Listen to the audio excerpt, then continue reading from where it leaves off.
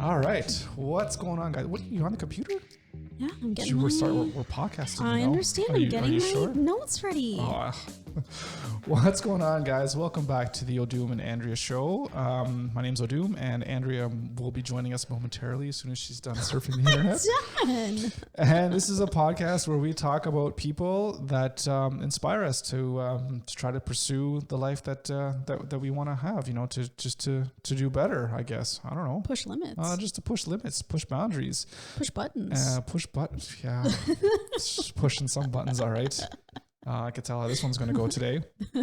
And yeah, and if you like the stuff that we do, or if you want to kind of see what we are doing to, you know, in order to push our own buttons, I guess you can say, or to find our own adventures, check us out on our website, odumandandrea.com. We got lots of cool stuff there for you guys to check out. Mm-hmm. And today we're going to be talking about, this book from Chris Duffin. I'll put that out up there to the camera. Mm-hmm.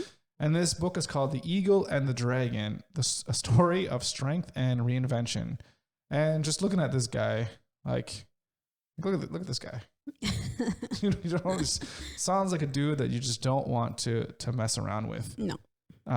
So this will be interesting to hear a story. I don't know anything about this guy. I'm so excited to tell you this guy's story. Because as always, you're the one that kind of reads stuff, and I'm the one that just listens and absorbs through osmosis, and hears a story and says, like, yeah, let's do that. Let's do these things. Let's do those things. Yeah. And see what happens. All right. So that's enough about me and our story. Mm-hmm. And you want the book? Yes, please. And let's dive in. So sorry, what's his name again? Chris Duffin. Chris Duffin. All right. So okay. Let's go. Tell me about this guy. Okay. So I'm gonna start by. She's your man-handed microphones. Okay. I'm gonna start just by reading a little bit about his tattoos and why the book is called The Eagle and the Dragon. Right. So, because if you saw the picture, you saw he has some pretty significant tattoos. He's tattooed up. Mm-hmm. So his first tattoo is two eagles, one across his back and one across his abdomen, and they're both shackled by chains. The chains go all the way to his ankle, shackled to his ankle. And so, to his personal ankle, like he has tattoo chains all down the length of his body. To his ankle. Yeah. Crazy.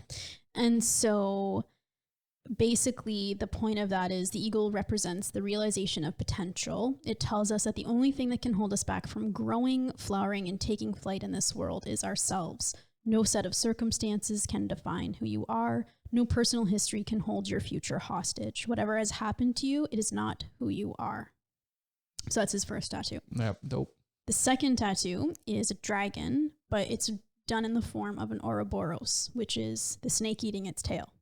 And so the point of that is, and that covers his entire upper body, and the whole point is it's a symbol of reinvention, of constant reinvention of yourself. Right. So that's a little bit to give you an insight of to who he is and what the story's going to be about. So he is also known as the mad scientist of strength as well. So he is an engineer and a serial entrepreneur, somebody you could probably really relate to. What kind of engineering did he do?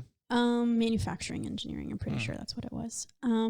So just to give where he is, like an idea of where he is now.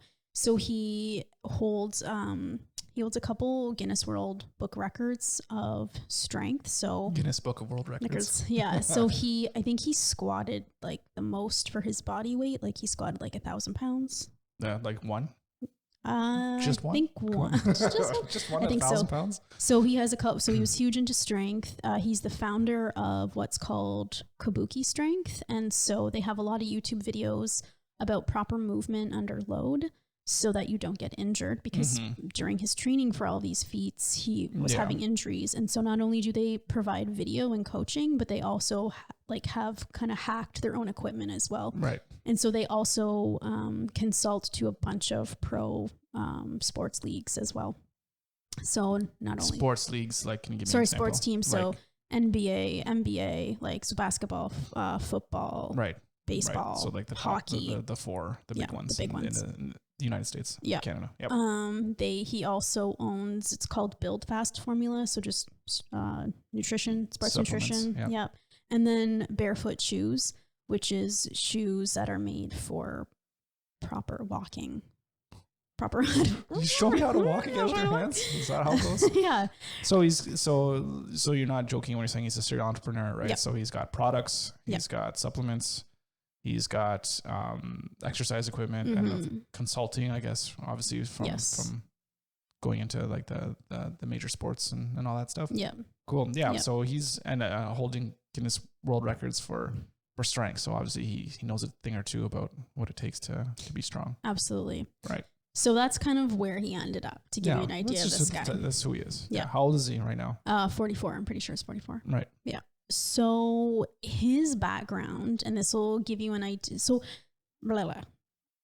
Sorry, I'm going to back up a little bit. Yeah. So how I want to talk about this podcast, because this book is so amazing, but he goes through a timeline of his life, and within each kind of spot of his life, he gives like a lesson that he learned. Right. So how I wanted to go through it was just go through the lessons learned, because that'll hit the takeaways. Yeah, we for don't us have for this book. to go through every single detail of his yeah. life or whatever. But so basically, to give a background, his childhood was really nomadic. His parents did not want to be part of the system, so he has. I ain't gonna be part of the system. So they lived like very like off-grid lifestyle. That's basically how they lived.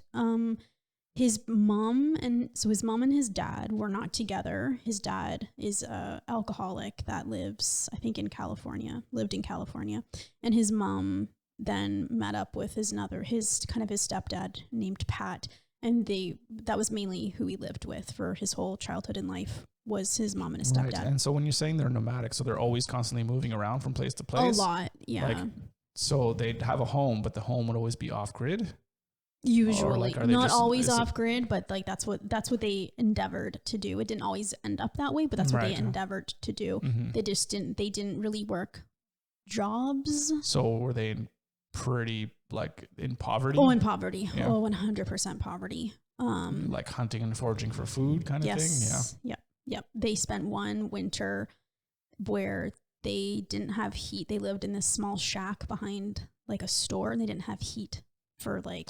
So it's not even like they have this great homestead place. It's here's a shack behind some store. Trailers. They would live in trailers, like all of these things. So one of the So safe to say that he has had a harder childhood growing up. Really, really difficult. Yeah. Like just the poverty, it was so significant. So the first, when they did originally kind of live in California. And so where they lived in California, it was off-grid living, and it was like rattlesnakes all over the place. And so when he was 6, his stepdad taught him how to catch and kill rattlesnakes. Yeah. It's not a bad lesson to learn, especially if you're in rattlesnake country. Yeah. So the first, there's so many problems there. Like, no, just no. Kids should not have to learn to catch rattlesnakes. Yeah. No. I don't see that. I don't see that being as a skill that's not useful. Not for a 6-year-old. When's a good time to learn things? I don't know. You know, in certain, again, I have nothing to back this up or whatever, but just from what I remember from nature shows or whatever, you know, there's certain tribes or whatever that just live completely nomadic lifestyles. You know, they're deep in the Amazon jungles or whatever. Sure. Like they become men at like 10 years old, right? So they have to do all these things when you're like, what's the problem in learning how to catch a snake? I don't know. It's not that big of a deal. I feel like it's a big deal. But I don't think so. Anyway, so he talks a lot about doing this. And so the first lesson in the book is confronting fears. How to catch snakes. Well, right. good. But he you can't be, Yeah. when you're catching it, you can't be afraid. You got to be the alpha animal. You got to show that snake who's boss. But like you can't hesitate. The minute you loosen your grip, you're dead. You're dead. Like, and they're hours away from any hospital or any anti-venom to, help him, right? A small child, you're dead. Like, that's it. Game over. So what he says is, when you can identify your fears and you can put a plan in place to deal with them. And so it's not about just being fearless, because when you're fearless, you can do stupid. Yeah, exactly. Yeah. And so fear exists. He says fear exists for a reason, and simply ignoring or overriding it doesn't work. You got to plan for it, acknowledge it, and then learn how to manage it. So This reminds me a little. We got to read Chris Hadfield's book, and that's going to be so on. good. That's got to be on the list. It'll be on the list. Yeah, it's so good. Yeah, We'll have to get him on the show. He's not busy, is he? Not at all. No. Definitely We'll call not. him up. Got his number? Yep.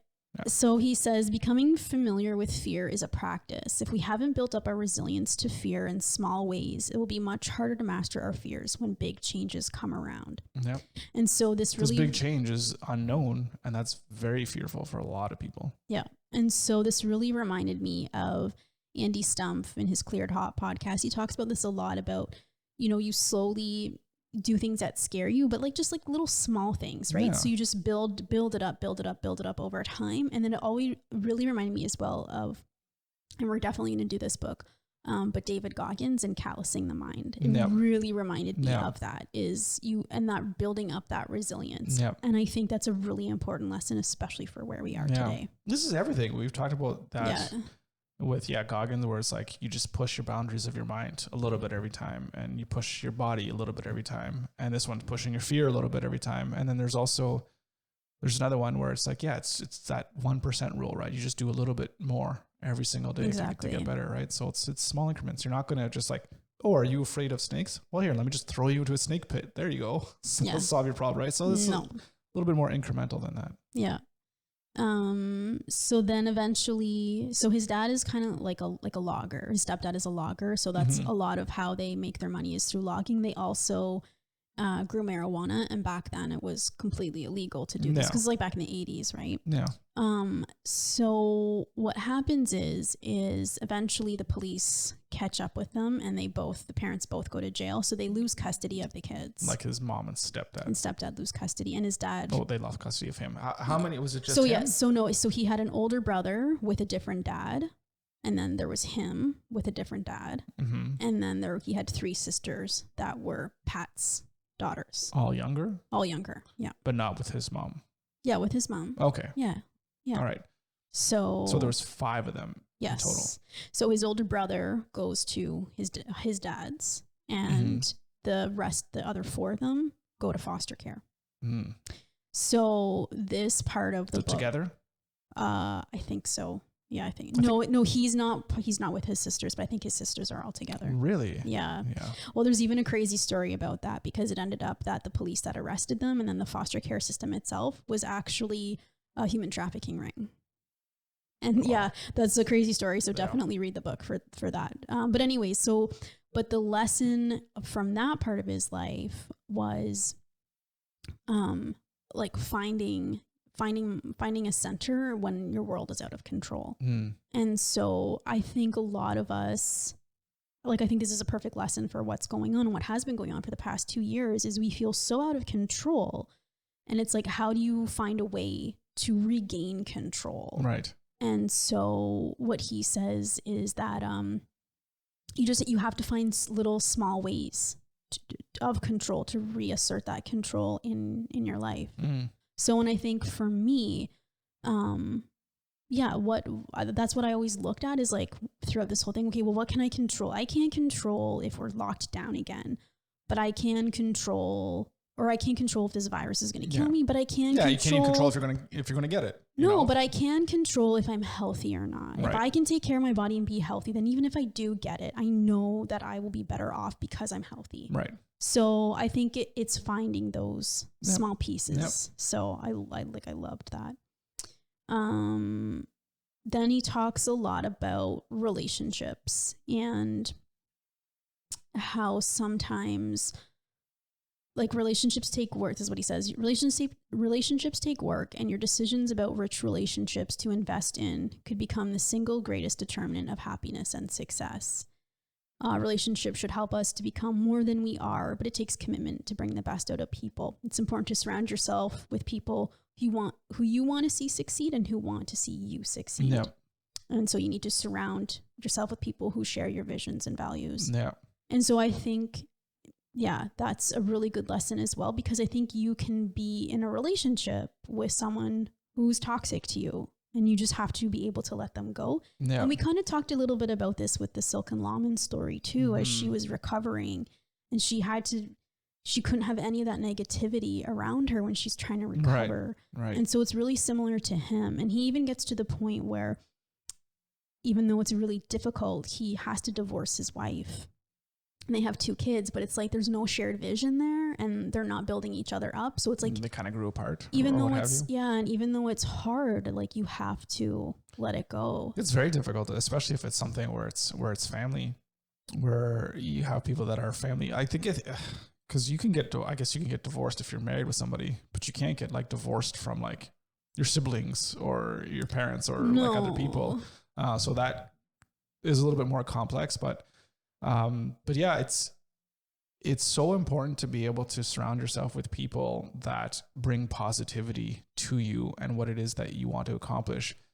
That's not to say that you can't have people in your life that think differently than you or that do things certain differently. But all that aside, there still has to be that common vision of, yes, let's get together and let's be as successful as we can. Let's prop each other up or whatever, because you can still prop each other up and, you know, be motivating or whatever, be a positive impact in someone's life, but still have different views. I mean, everyone has different views. We're all different people, right? So yeah. And I think how he comes to that lesson is, so his parents eventually do get custody back. Like they go from the foster home to their... How old was he when... I think he was about 8. Okay. And so after that whole foster care issue, the grandparents eventually come and take the kids. The 4 of them. Yeah. Yes. And so they stay with their grandparents for about a year, and then the parents get custody back. And after they're released from the slammer. Yeah. And he was saying, like, because of how they lived, because it was such a poverty environment, they forged really strong bonds and relationships there. But he also talks siblings. And his parents as well. And were they good parents though? This is a hard one for me. I don't really know. Were they loving? If not, yes, misguided in how they were raising, but I feel what I mean? That's how I feel, and I feel like he talks a lot about his stepdad Pat, and how his stepdad is just like, you're just my son, like I don't see you as a stepson, like you're just my son, and he treated him that way, and so really instilled in him what it is, like what family means, and he talks a lot about that. But I feel like there's so much dysfunction eventually, as because what happens is they eventually start drinking a lot, and so that the parents, and his dad and his biological dad is also an alcoholic, and he talks about like setting boundaries and stuff too. So that's right.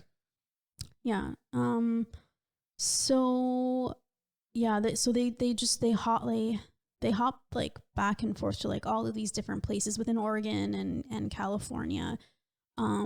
They don't really get jobs. They just kind of almost like these like kind of like schemes. Like gypsies. Gypsies would be the right word for that. The one thing is, they look for these, like they're called thunder eggs, and I guess like they break apart, and there's, I don't know if they're almost like geodes where you break them apart and there's like amethyst in the middle of them.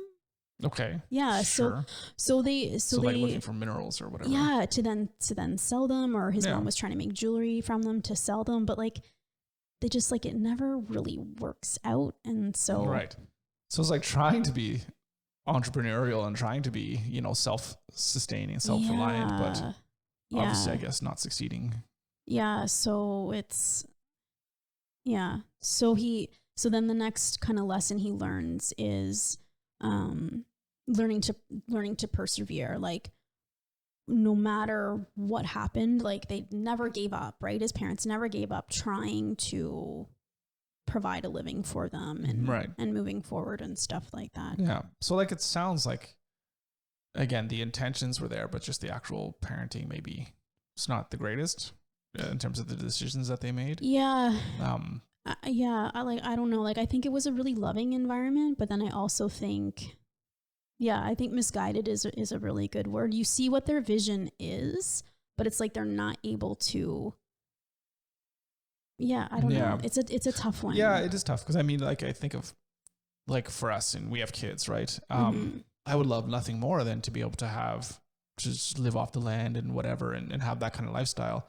But at the same time, I don't want to thrust the kids and you in this environment where we don't know really how our next meal is coming from, or to have to scrape together some money so we can end up buying gas so we can drive the car, move to the next spot or whatever. Do you know what I mean? To live in that that much uncertainty, is very difficult. It's nice to be able to have at least a moderate level of stability, at least, having a warm place to stay, and having some food, just the essentials, right? And then from there, do what you can to try to provide. But but by going through that, absolutely. Like if you live through that, and you could just see like how much humans could kind of endure to live through, you're going to understand that it's just being able to be resilient and being able to bounce back from all those things that happen. That's a really good lesson, because a lot of people, when they hit any kind of resilience, they just fold like a cheap suit. Oh yeah. Resistance. Yeah. Any kind of resistance of anybody, any pushback, it's like, I can't deal with this. It's like, you got to learn how to deal with that, and become stronger. Yeah. And so, so they kind of bounce back and forth. He ends up going to this, eventually his stepdad gets like a disability check. And so they're able to buy a home, quote unquote. And this home is actually just like a really beat up, awful trailer. But it's finally like their home base that they have, that they're able to have. Hey, a trailer is a trailer. Trailer's still cool. We were living in one for even worse. This is like I don't even think they had plumbing in this one. So it's pretty rough. Yeah. But at least it's like they're not moving around all the time. Right. So he this is like he starts his own kind of landscaping business. He goes around and he's doing landscaping for people in his neighborhood. He starts wrestling and gets really, really good. And he applies for all of these. This is the guy. Okay. So he's doing landscaping. How old is he when he's doing this for people? I think he's like 15. Yeah. Something like that. Yep. And he's going to school this whole time? Yeah. And so he ends up trying to get to apply for different scholarships. And he doesn't get a scholarship, but the newspaper does a profile on like how much he's had to overcome to get his grades where they are. Because at the same time that he's going to school, he's wrestling, and then he also has the landscaping job that he's doing, but then he also gets like a job at one of like the ski resorts as well. So he's missing a lot of school, but he's managing to keep his marks like pretty good. Right. But just not good enough to get this scholarship. Sure. But the newspaper he writes an essay for the newspaper scholarship, and they publish his essay, and then he actually gets up getting a full scholarship to this school he hasn't even applied to. And so that's where he ends up going. Right on. What school? You know what? I forget. It's not one that you would it's not one you recognize. Like a smaller college exactly. So it's but who cares? If I had to pick now, I'd definitely go to a smaller college or university. Yeah. Because the big ones, you're just a number. I mean, you're just a number anyway. It's just but whatever. And so another lesson that he talks about is the difference between dreams and visions. And he says, we can't know exactly where we'll be in 30 years, but we can hold our desired outcomes in mind, move toward them, and be willing to adapt as circumstances alter. And I think that's pretty important. And I think Tony Robbins says something like that. Have the goal, but be flexible in your approach to it. And how you achieve or set about to get to the goal. Yeah. So it's interesting. You said there, the difference between having a dream and was it a dream and a vision, or is it, what is that? It's unrealistic. The difference between dreams and visions. Right. Is he saying not to have dreams, or that's just know the difference between them? Like one is just kind of like, oh, you're just dreaming, and a vision is like, this is what you want to actually have happen, and this is how you're going to move towards it. I think is how he's distinguishing. So is it more like you have your dream, but then your vision is like your actual action items and steps to get to that dream? So they're still interlinked. It's not like dream is something that you'll like literally have no chance of doing. So not or like just that. Like I think what he's talking about is a vision. The difference between them is a dream is just that idea of what you want, think, right? And then the vision is your action plan to reach that dream. Right, because everyone has a dream. Like everyone has an idea. It's like their ideas are worthless, right? It's the people that actually can put their ideas. Yeah. So he says a vision includes all the hard work that adds value and ultimately turns the dream into reality. Right. So that's So if you're a kid that's 12 years old and you have your dream of playing in the NHL, then your vision is like, okay, well, you know what, every day I'm going to practice my puck handling for an hour, and then I'm going to do this or whatever, and then I'm going to play this, and I'm going to try really hard to get my grades going so I can go to school and play hockey at the same time, blah, blah, blah. And until eventually you get to the NHL. Yeah. Right. And then another lesson he talks about here is proactivity, which I think is a really important lesson. And you can see, he doesn't explicitly say it in his book, but I think he's kind of seen how like the struggle that they've all had to go through, and everything was just a reaction to they had to move. There was no plan. They just had to move out of this house. And so I think he sees that in like starting the landscaping business and making some money, getting an actual job and making some money. It's this proactive knowing that this is not how I want my life to go. I want to be, well, he doesn't say that, but you don't always want to be in a position where you have to react to external stimuli and just be forced to be able to do something. You want to be able to have, like you were saying earlier, you want to have more control over what's going on in your life. And what he says is it's easy to attribute your situation in life to external circumstances. You can't control everything, but you can take ownership of pieces of your life and take action. And I mean, we continually talk about that, right? This is like a recurring theme of everything. Yeah. And this, thing that we always believe in. It's like, you have to be responsible for yourself, and you can't just always put the blame on other people or other things that are causing you to experience what you're experiencing. You have to have ownership over who you are and what you do. Yeah. And if you know certain things, if you look at your life honestly, and you say like, well, these are kind of the risks that I'm exposed to, what are you going to do to be able to mitigate those risks? And analyze what could potentially happen, and then work towards finding solutions to that. If you realize that your job is at risk, you're going to lose your job because of whatever reason, then what are you going to do? You're just going to sit there and take it and wait for it to happen, then you have to react? Or are you going to be proactive and figure out, okay, well, maybe I could learn a new skill then while I'm still have my job, so that when it does happen, I could turn that skill into another opportunity or what have you, right? Yeah. Yeah. Yeah. So then just don't be lazy. Don't be lazy. Get off your ass and work towards where it is you want to be. I mean, that's plain and simple, right? Take control of your life. Don't have other people control. Don't give up control over who you are and where you want to be. Yeah. Yep, I know, absolutely. So he goes to college, and what he says, what's really interesting, and this really goes to his tattoo and like not letting, like with the eagle, and not letting your past define who you are. Because once he goes to college, no one knew his background, but where he came from, the town he lived in, it's called Lapine. Mm-hmm. He lived there, and he says, in my mind, everyone in Lapine had a story about who I was, and they judged me for my background.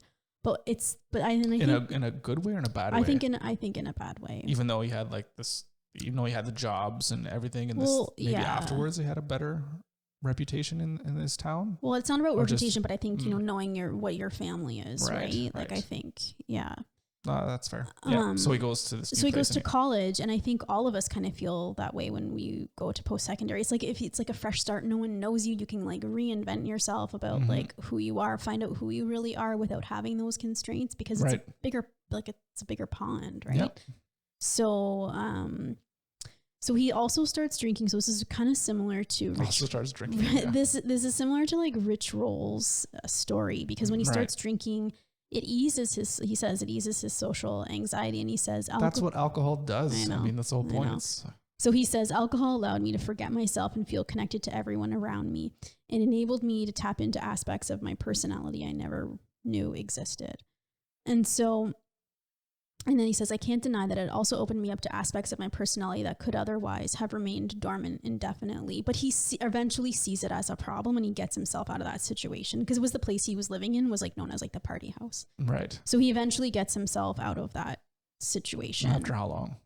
Like a couple years. I think I think he's there for a couple years in that house. So then his like third year. So he wasn't in residence in the first year? He was just... No, I think he moved out. Like, I think it was just not a good situation, and he moved out. So residence? I think so. I think that's what happened. Yeah. So he's doing... So and it sounds like, because you said too, his father was an alcoholic, and then his parents were starting to drink too. So it has to be careful, I imagine, if it runs in the family. Yeah. So...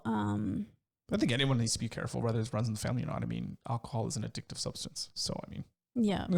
Yeah. Yeah, so then he completes coursework for 1 degree, and this is his junior year, so his 3rd year of university. So he's finished that, and then he was like 9 credits away from a 2nd degree as well. So sorry, is he fast tracking then? I think so. I think he's just like, he's really, really smart. And he even says like his parents were also very, very smart, like super. I think his mom was like a chemical engineer. Like they were very well educated and very intelligent people. So then they chose to go off the grid. Yeah, it wasn't as if they were just, uneducated people that just decided to do this because they didn't have any other choice. Like this was a choice for them. So then he gets, so like I said, he's in engineering. So he gets an internship that eventually, in his junior year, that eventually evolves into like a managerial position where he's managing like the whole plant. And I think it's like they make windows and stuff like that. And so like a manufacturing plant. Yeah. And what's really cool about him, because he has a bunch of these different jobs where he's kind of in charge of how things are working logistically within the plant. And he's always like streamlining and finding better ways and reducing. It's like an assembly line, basically. Yeah, right? So manufacturing, you have to go from step A to Z. Yeah. And everything in between could be fine-tuned and whatever to optimize and performance. So he does a lot about this. So it's kind of like an insight into how his mind works, which is really interesting as well. And so he ends up managing 3 different departments with like hundreds of employees, and he's only 21 at this time. And so at the same time, so he's still finishing up his degree. He's starting this, this internship job. He has a paintball company where he rents out paintball stuff on the side. So it's like he has all this stuff. And then added to this, his mom has a mental breakdown and she just up and leaves. And so... Because they're still at wherever in the trailer? Yeah, they're still at the trailer. And so... With the 3 girls? Yes. So what happens is one of the girls lives with a friend, and that's fine. One of the other girls I think she's in juvie. And then the other one, it's just not a good situation living at home with her dad. And so he ends up getting custody of her. This guy? Yeah. The author? Yeah. What's his name again? Chris. He ends up getting custody of her. Of her sister. So he has all of this stuff going on, plus, he has a 16-year-old coming to live with him. Yeah. So it's like, it's a lot. Yeah. So. But he's single, at least, so, Yeah. Yeah. So he, and like, this is kind of also, he says he enjoyed the feeling of leadership and the sense of purpose that came with fixing problems and improving processes. Yeah, 100%. Yeah. That's the other thing too, where if you really love what you do or you're enjoying it, it's a lot easier to manage your day to day, as opposed to, imagine if you just hated it. You're just like, how could you manage doing all that stuff? Right. Yeah. It's just, it'll get to the point where it's unbearable. Yeah. And so one of the lessons here is discovering your strength. So you won't know where your strengths lie until you begin to challenge yourself and step out of your comfort zone. And he says, keep trying, keep learning, keep evolving, which I think, that's exactly what he's doing. He's always learning. He eventually he gets these degrees, and then he goes and works on an MBA as well. So it's like, he doesn't stop. Yeah. So then he decides so the place where the college was is called Klamath Falls. That's a town in Oregon. Okay. I don't know. So he eventually, I don't know what the fuck they got going on over there, whatever. So he eventually realizes it's just it's not a positive place for him. So he decides to, town. I think everything going on. So he and his sister, I think, is okay. So he has a house there that he lets her, like he owns a house there. So just rents it out to her or whatever. Yeah. Yeah. And then he moves to Portland. And so why Portland? Any reason? I think he gets a job there. Yeah. Another like streamlining a production at a manufacturing plant. And what does he say? His leadership style really reminds me a lot, because he talks a lot about his leadership and and how he got people to be on board with all of the changes he would make. Because often he would come in as kind of like this new young guy. Yeah. And you're having to deal with these older people that have been there for years. Listen, Sonny, I've been doing this for 35 years. Don't tell me how to whatever. Yeah. So, but how he approaches trying to get people on board really reminded me a lot of Jocko. I was going to say, here it is. Where's Jocko come into this? Yeah. And so because it's about getting that buy-in of everybody buying in and making everybody responsible. So is that what he did then? He's using his extreme ownership where I guess he would probably own everything that would happen, good or bad. Exactly. But he would also give other people ownership over their like stations or whatever, right? Exactly. And say like, hey, listen. Or like, you've worked here. You tell me what's going to work. Like kind of like asking them for input as well. Right. So making them feel as part of the process as opposed to like, hey guys, we're just going to do this, this, and this. Yeah, exactly. And if you don't do it my way, you're an idiot and just ream them out or whatever. Yeah, exactly. So he does. So at the same time as this, like his whole story is going on, he had started to work out and just really enjoyed working out. It was just always something he did. And so in Portland, he kind of starts to settle down, and he's going to the gym pretty often. So back up a second here. So through all of college or whatever, is he into working out at all? Is he? Yes. He's always worked out. Yeah. So he's always been healthy, at least, or physically fit, whatever, right? Yeah. Maybe not so much healthy if he was drinking a lot. I don't know how much he was drinking. If it's just like, it's just like a typical college person is drinking on the weekends and stuff, whatever. It's nothing crazy. Like he wasn't drinking every day and getting to the point where he's getting drunk at probably not. I don't think so. Yeah. So your typical, college kid. Yeah. Drinking, having fun on the weekends kind of thing. So. Yeah. And so he talks about, like he's in the gym in Portland. I think by this time he's met someone, not like a woman that they eventually get married and they have 2 kids. Yeah. But so he's in Portland and things are kind of settled down and he's going to the gym. So he met her at the gym? No, I don't know where they met. No. But anyways, it's funny because he's like lifting so heavy and he sometimes like he has to bring like his weights, like have your weights to the gym with him because I don't have enough. And he's like constantly doing this and he sees, he's in the gym and he sees these, like guys just like lifting, but it's just really bad. Like when you see that really bad, those gym fail videos. No, of people. But it's just like he realizes there's a difference between aesthetic and strength. Right. And so he decides he's like bodybuilders are it's all about it. You just gotta make the muscles look nice. It's the look, but you can't actually. Yeah, what functionally what can you do? And so I guess he heard them talking about going into some sort of strength meet, and he's like I can lift more than you guys. Yeah. So he decides to start like actually competing in strength meets and that sort of thing. And so that's kind of how that starts. So then one of the lessons he talks about is building for the future. And he says, only we have the power to select our path, separate ourselves from influences that drag us down, and reshape our lives, which is, his decision to move to Portland because it's not a good situation for him there. And he says, starting with strong foundations is important. You may not see the fruits of your labor immediately, but you've laid down the groundwork to be successful. And I think this is really important. And this is something that as a society, we're so used to that immediate gratification. Right. Oh, yeah. And that's not how it works. Like any success story that you hear, you may think it's an overnight success story, but it really isn't. Any overnight success story is like 10 years or whatever. It's difficult.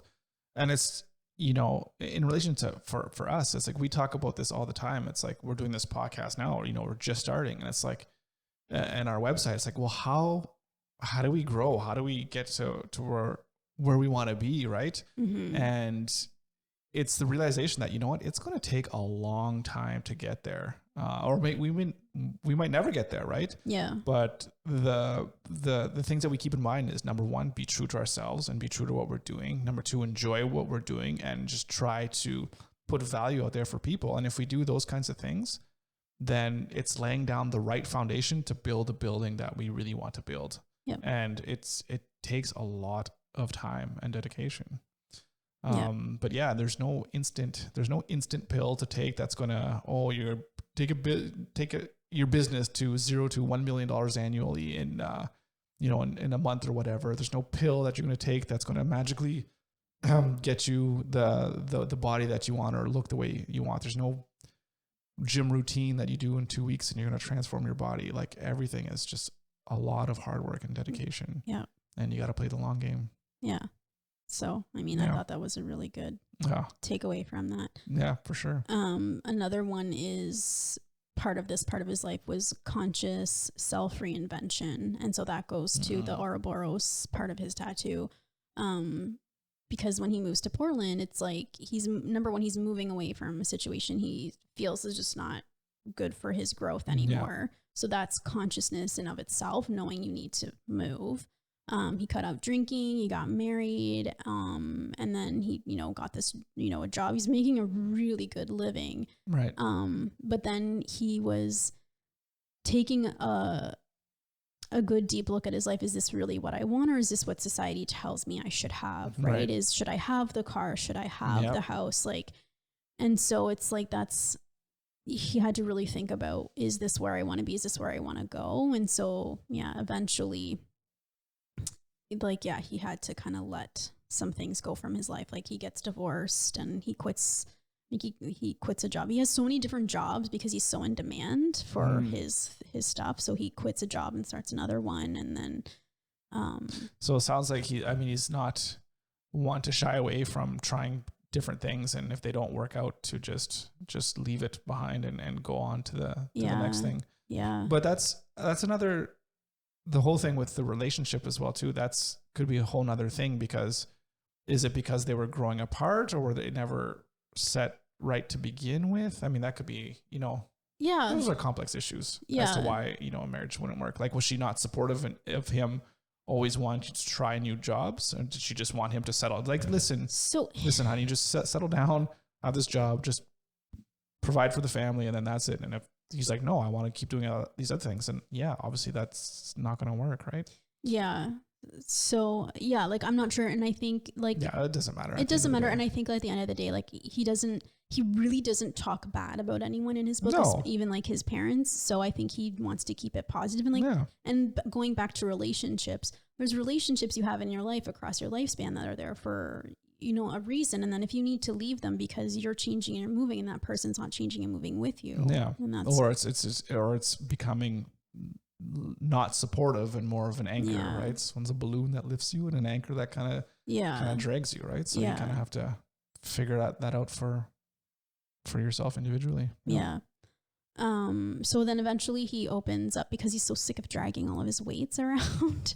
Yeah. He eventually opens up his own gym. And this was, I think, in 2008. And since 2008, he was consistently ranked number 1 in the world at some discipline. So squat, deadlift, or some sort of powerlifting. And so he got really really well known and kind of famous in this world. So a lot of the lifts he would do them for charity.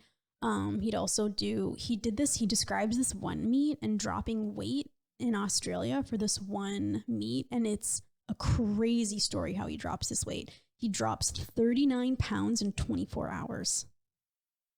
Oh, okay. Sorry. I didn't know what you meant by dropping weight. I thought you meant actual dropping weights. No, sorry. That was a technique or a term for doing really well at a squat or something. Just dropping weights. Like what? No. So sorry, he's dropping physical body mass because he's competing in his weight class. This is why I like to use mass instead of weight, because I understand what mass is. Weight. Well, because they call them weight classes. Right? I know they should be called mass classes. Okay. So he has to. So he's competing in the 220 weight class. And so he gets to Australia for this meet, and he has to drop 39 pounds in 24 hours to be able to compete in this weight class, which is insane. How does he do that? Does he just go on a sauna? Yeah. I was going to say just sweat it out. Sauna. It's to the point where before he even starts dropping the weight, he has an IV catheter put in. So if things go really bad, really fast, they're not going to be messing around trying to find a vein. The catheter's already in there. They just have to. It's just why do you have to think about that stuff? Yeah. So he ends up. Is he getting electrolytes and stuff in that IV while he's losing his weight? No, he's not having an IV. It's just the catheter's there. No, but it's there. But so he's not getting fed anything. So it's just was he in the sauna for what? Yeah. 24 hours? Yeah, pretty much. Yeah. The story is horrific, and there's a picture of him like after he's lost the 39 pounds, he looks like a ghost. His partner in the gym like didn't even recognize him because he's just like, I don't. But how was his strength after that though? Yeah, so he ends up winning. He squats 840 pounds. He beats every other weight class. Like, yeah, he was because he went into he wanted to do the 180 weight class instead of the 220. No, he was in the 220. So he weighed 260 and dropped 40 pounds. He weighed 260 pounds. That's what it says. Yeah. 260 pounds. How tall is he? I don't know. But yeah. He must, that's just a big dude. 260 pounds. I know. So, but then eventually, like, he's so intense. And even, so I've listened to him. How I even found out about him was he was on Mikhaila Peterson's podcast. Oh, okay. That's how I first found out about him. And then he was actually on Lex Fridman's podcast shortly after. This guy is so intense. Like, he's so focused and so intense. And so seeing him train, like, you can just imagine how intense he is. I won't train this guy. No. Rip my arms off. Yes. But this intensity comes at a cost, and he has like, he goes through the injuries he has, and it's like, oh my gosh, like, how can you function? It's crazy. Yeah. That's where I don't like, for me, like, to push that hard to like constantly be injured. Like, I know what it's like to just even have little injuries and whatever. I just hate that. I hate being injured. Yeah. Basically. So, but he eventually retires because it's too much on his body, but he's really interested in like how to mitigate those injuries because he still wants to train, just not at that intensity. There you go. Exactly. So he does all this research. He talks to all these clinicians, and he like understood, like, there's a reason why I'm getting these injuries. Things are interconnected here. And this is how the genesis of Kabuki strength comes about. And he makes these videos and he does all these talks around. He actually talked a lot with McGill. Yeah. Everyone talks with McGill because he's like the guy for spine. Yeah. And so I don't know, people might not know who McGill is. Dr. Stuart McGill, he's a professor. I'm sure he's got to be retired now. I don't know, but he's a professor out of University of Waterloo in Ontario. And he's one of the world's leading experts on spinal health. So he's done a lot of work with people just recovering from various like back injuries. So he works with like, the top end athletes or whatever to get them to recover or whatever. And he wrote lots of books, but he has one book where he talks about like how to like self-diagnose back issues. I mean, because back issues, I think it's something ridiculous, like 80% of all people in like Western society will experience back pain in one form or another. So he has this book where you can kind of try to self-diagnose your back issues, and he gives you these 3 exercises that you can do on a daily basis to try to alleviate that pain. And really what it is trying to stabilize your muscles that helps support your spine, and just trying to grow that. So yeah, that's a little bit of a background of Dr. Stuart McGill. Yeah. So, but these are all the people. So all these people that are kind of top of their fields, top of the game, in terms of biomechanics. Yeah. So we talked about in our episode last week, where when you have an approach, if you're an expert at one thing, like is a strength, but you get into all these other people that understand. Oh, this guy understands, the spine, and this guy understands nerves, and this person understands the nutrition behind things, and all kinds of things to try to come up with that holistic approach to solving a problem. Mm-hmm. Yeah. So one thing he says about the lesson of transformation is it really takes deliberate effort and self-reflection. And I think this is something, again, that people don't do, is like really taking an honest look in the mirror and recognizing what your shortcomings are and figuring out, well, this is what I need to change. So I thought that was really an important lesson.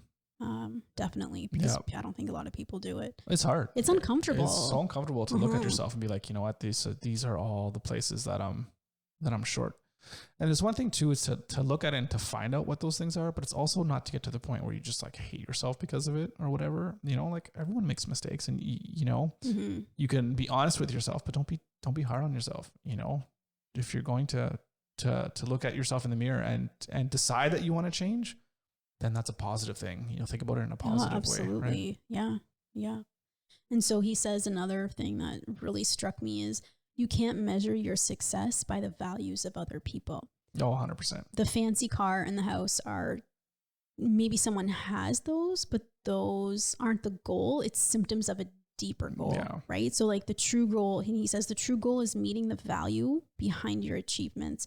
Transformation comes when we marry the desire for change with a strong sense of purpose and intent, and then take action.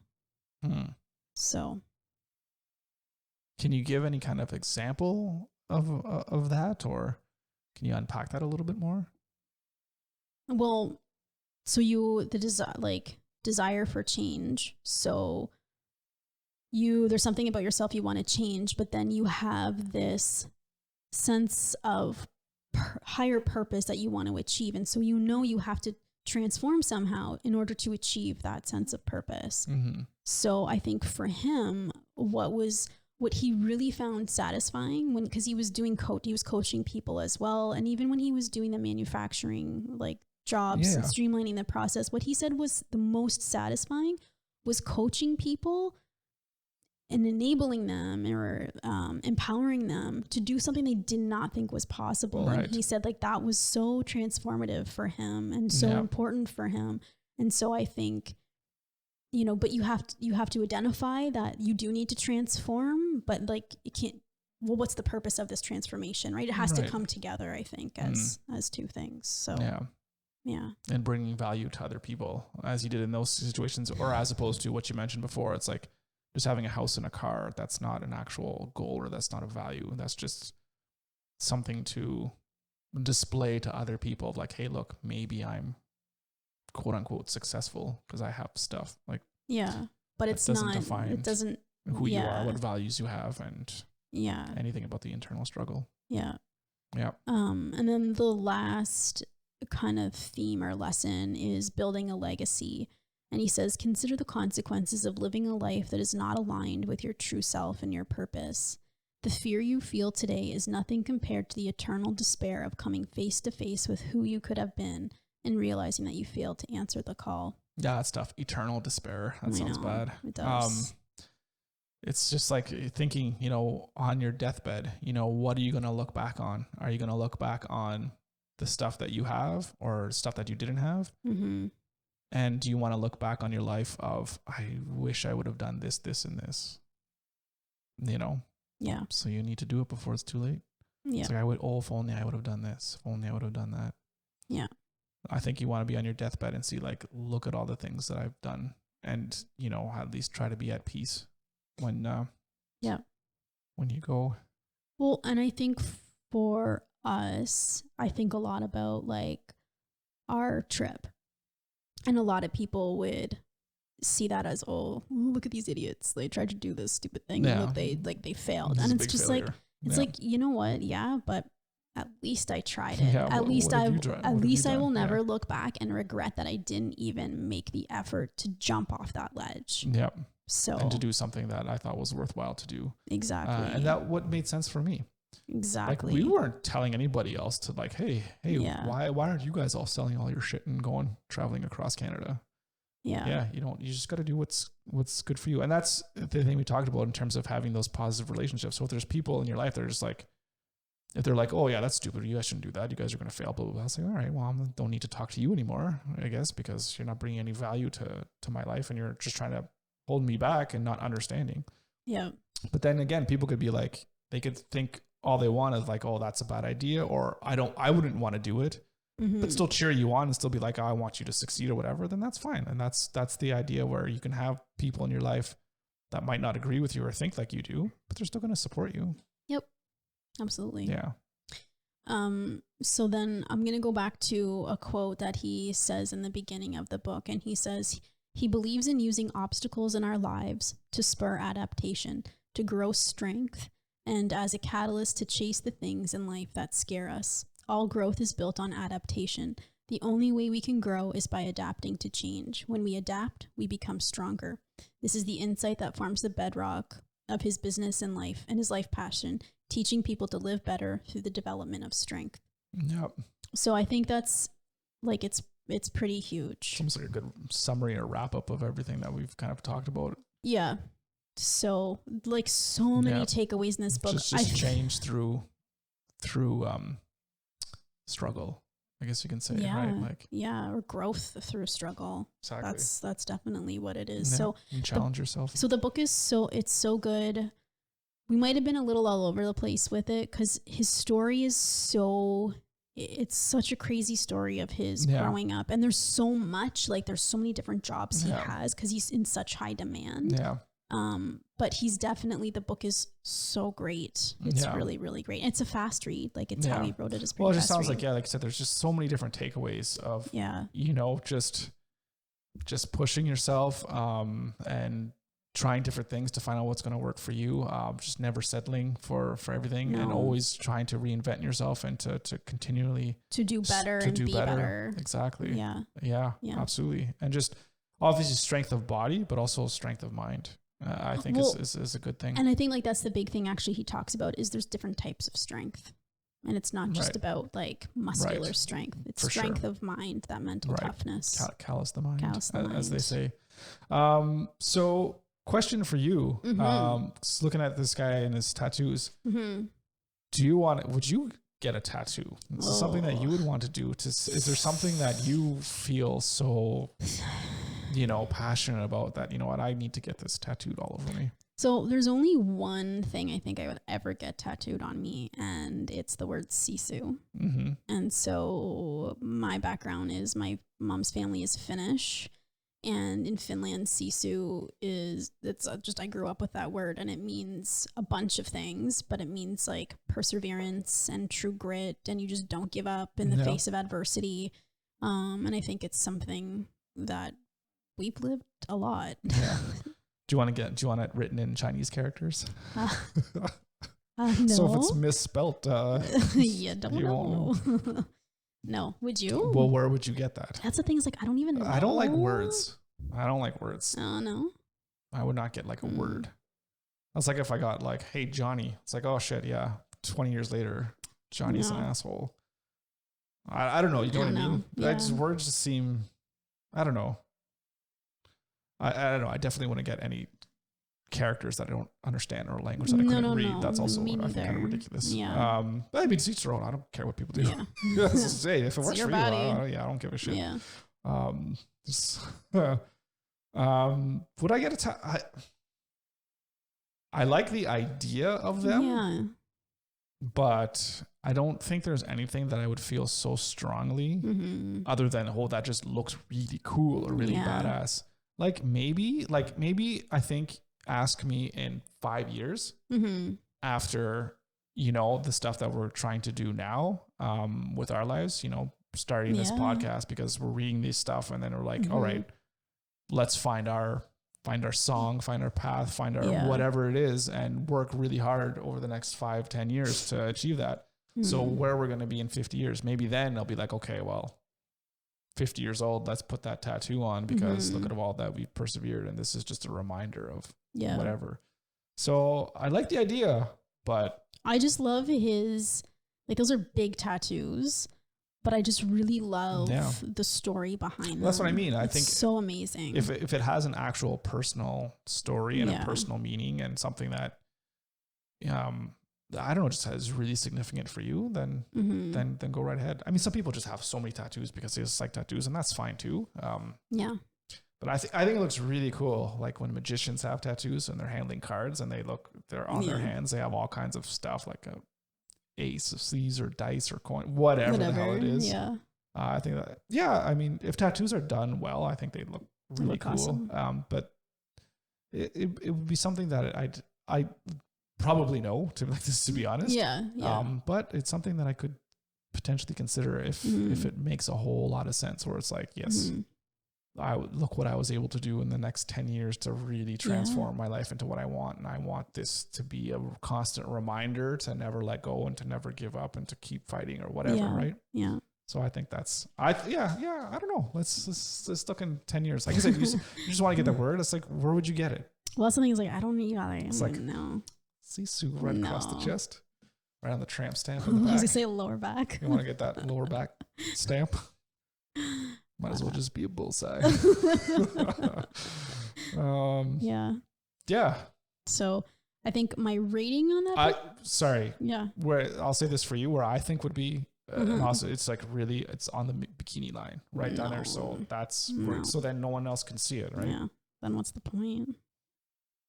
I'd see it. No, maybe.